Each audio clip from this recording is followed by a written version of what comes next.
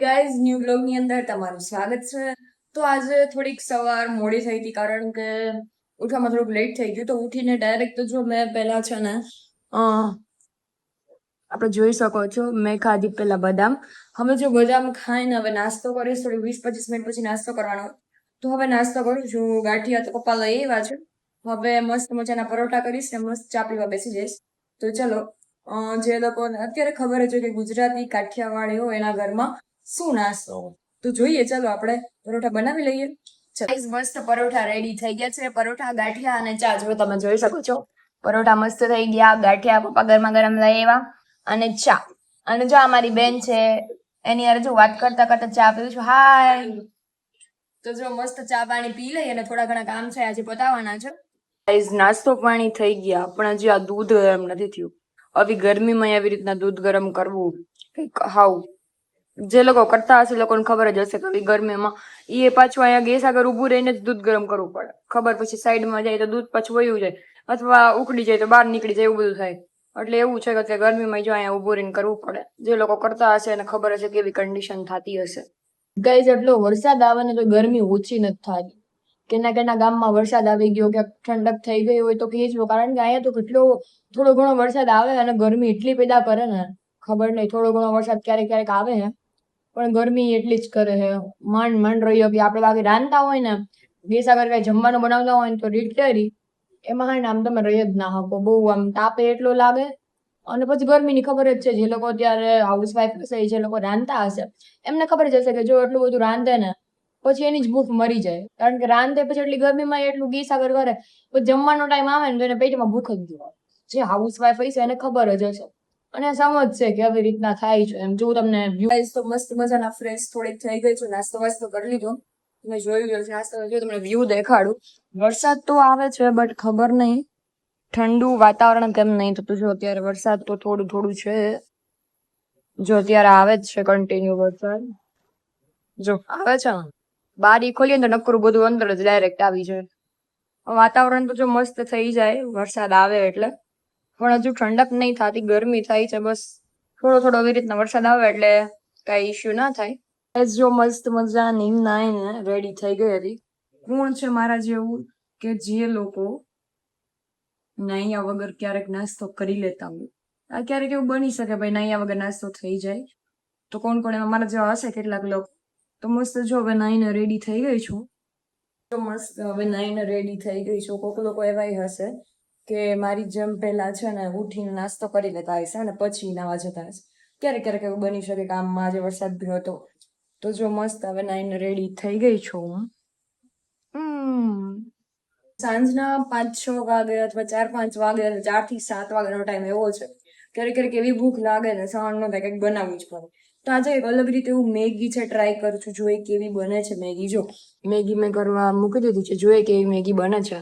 Guys જો મારી મસ્ત મજાની મેગી રેડી થઈ ગઈ છે અને મેં કેટલા ટાઈમ પછી મેગી ખાધી અને કંઈક અલગ રીતે જ બનાવી છે કે મેગી મને, કારણ કે મેગીનો ટેસ્ટ હવે ગમતો નથી. ડેઈલી બેસિસ પર ખાલી એક પેકેટ બી કરું ને તો મેગી મારાથી ખવાય જ નહીં. પછી ડાયરેક્ટ મારે એને જવા દેવી પડે અથવા એવું કંઈક કરવું પડે. કેટલા ટાઈમ પછી કરી છે. જો મેગી ભાવે તો ઠીક છે. જો તમને મેગી દેખાડું, કંઈક આવી રીતના મેગી કરી છે. જે લોકોને બહુ ભાવતી હશે એ લોકોને મે બી એવું હશે તો હું રેસીપી તમને અપાવીશ. ઓકે. અને હવે હું છાશ બી પીવું છું, કારણ કે પહેલા એવું હતું કે હું છાશ પીતી નહીં ને તો એને અટતી પણ નહીં. હવે તો છાશ વગર મને ચાલતું જ નહીં. છાશ પગલું કહી ને આપણે એવી રીતના થઈ ગયું છે.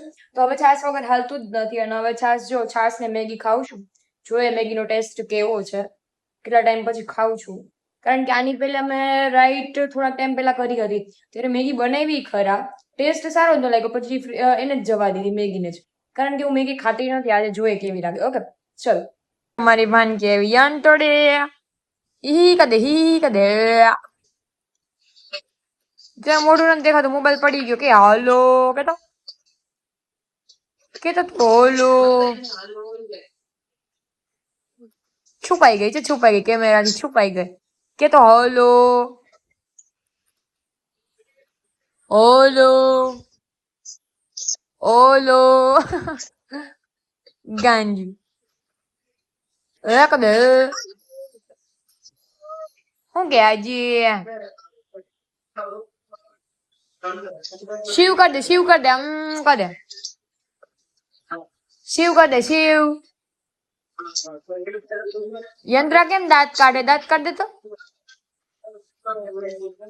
હા, નટખટ હે, કેમેરો જો છુપાવવા જ નથી. યાર હવે રાત પડી ગઈ છે તો રાત્રે જમવાનું બનાવવાનું છે. રાતે જમવામાં તો એવું છે પપ્પા માટે શાક ભાખરી બનાવવાની છું અને આપણે રવાના લોટના પેલા ગપગોટા ને આપણે એ બનાવવાના. ચલો તો આજે રવાના લોટના ગપગોટા કરશી આપણે. તો એમના માટે અત્યારે પહેલા આપણે રવો અને છાશ લઈ લઈશું, બરાબર? તો રવો ને છે ને થોડી વાર આપણે છાશમાં પલાળી દઈશું એટલે મસ્ત એનું થઈ જાય. શાક ને ભાખરી કરશી ત્યાં આપણે મસ્તીનું આવી જશે. કારણ કે આને 15-20 મિનિટ રાખીએ તો સારું કહેવાય. બધા એવું કહેતા હોય કે 15 થી 20 મિનિટ આને પલાળીને નાખીએ ને છાશ અથવા દહીંમાં તો મસ્ત ગપગોટા બને છે. મને મારા મમ્મી પણ કરી દેતા જયારે હું નિશાળે જતી ને ત્યારે મસ્ત ડબ્બામાં કરી દેતા ગપગોટા. ખાવાની મજા જ અલગ આવે. બીજા કરી દે અલગ મજા છે ને ખુદ કરી એ પાછી અલગ મજા છે. તો પાછી આને આપણે હવે છે ને છાશમાં પલાળી દે. થોડી છાશ નાખી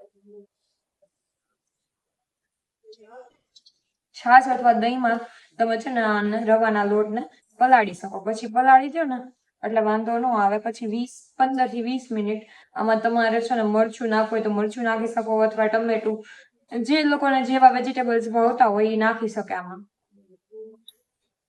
અત્યારે હું તો સિમ્પલ જ કરવાની છું, ખાલી મરચું નાખીશ, બાકી કઈ નહીં નાખું. સાદા સિમ્પલ આપણે કરશી. પપ્પા માટે શાક ભાખરી અને હું થોડું હળવું હળવું ખાઈશ, બરાબર? બધાને મોસ્ટ ઓફ અત્યારે આવડતા જ હોય, એમાં કઈ ઇશ્યુ તો છે નહીં. પલાળી દઈ પછી ત્યાં સુધી આપણે બટેકા સુધારી લઈ અને લોટ બાંધી લઈ શાક ભાખરી માટે. ત્યાં સુધી આ પલળી પણ જાય અને મસ્ત થઈ જાય, બરાબર? ગાઈસ જો મસ્ત બેટર છે ને રેડી થઈ ગયું છે. એટલે હવે છે ને આપણે લોટીમાં આવી રીતના એક એક મૂકવા માંડશું. ભાખરી પણ થઈ ગઈ છે અને શાકનો પ્લાન કેન્સલ થયો એટલે હવે આપણે બનાવશું ચા. પપ્પા પણ ચા તો ઓછી પીવે છે પણ આજે હવે ચાલશે કારણ કે શાક કોઈ છે નહીં એટલે પછી હવે મારે આ જ કરવું પડ્યું. જો હું તમને દેખાડું મસ્ત. તમે જોઈ શકો આવી રીતના છે ને લોઢીમાં એક ગોલગપ્પા આપણે મૂકી દીધા પછી ઉપર ઢાંકી દેશે એટલે થઈ જાય એટલે પછી ફેરવી નાખશે એક સાઈડ. બીજી સાઈડ પણ થવા માંડશે અને એક સાઈડ જો ભાખરી પણ થવા માંડી છે. બસ હવે જલ્દી થઈ જાય પછી બેસી જમવા આપણે. ઓકે જો મસ્ત મજાના ગપગોટા થવા માંડ્યા છે. મને હવે એઝ અ બ્રાઉન જ ભાવે અને જો પપ્પા પણ જમવા બેસી ગયા છે. મેં ભાખરીના ગપગોટા અને એવું છે. હું પણ હમણાં બસ આ થઈ જાય એટલે હું પણ જમવા બેસી જઈશ.